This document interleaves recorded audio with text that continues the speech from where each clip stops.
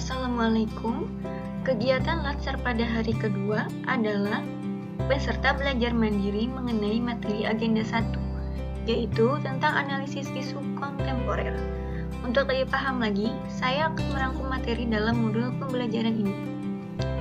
Peserta pelatihan dasar calon PNS diberikan bekal mengenali konsepsi perubahan dan perubahan lingkungan strategis untuk membangun kesadaran menyiapkan diri dengan memaksimalkan berbagai potensi modal insani yang dimiliki.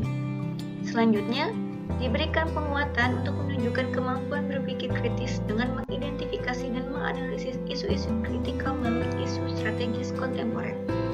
Kontemporer yang dimaksud adalah sesuatu yang modern, eksis dan terjadi dan masih berlangsung sampai sekarang.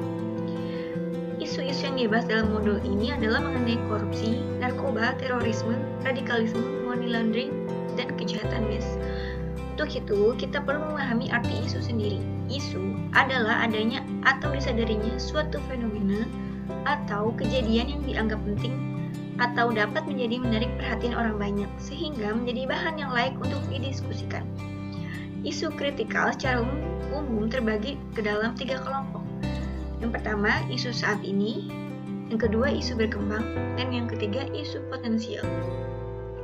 Pendekatan dalam memahami apakah isu yang dianalisis tergolong isu kritikal atau tidak dapat dilakukan dengan isu scan, yaitu teknik untuk mengenali isu melalui proses scanning untuk mengetahui sumber informasi terkait isu tersebut.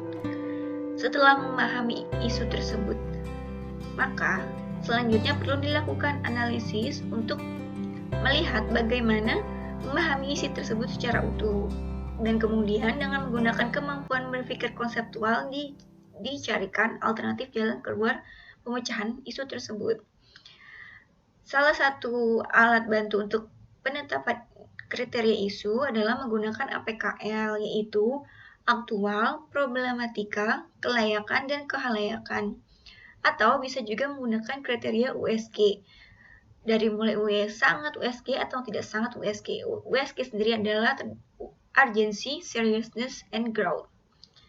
Selanjutnya, dilakukan analisis secara mendalam isu yang telah memenuhi USG atau APKL tersebut dengan menggunakan alat bantu teknik berpikir kritis, misalnya menggunakan mind mapping, fishbone, SWOT, tabel frekuensi, analisis kesenjangan, atau sekurang-kurangnya menerapkan kemampuan berpikir hubungan sebab akibat untuk menggambarkan akar dari isu atau permasalahan.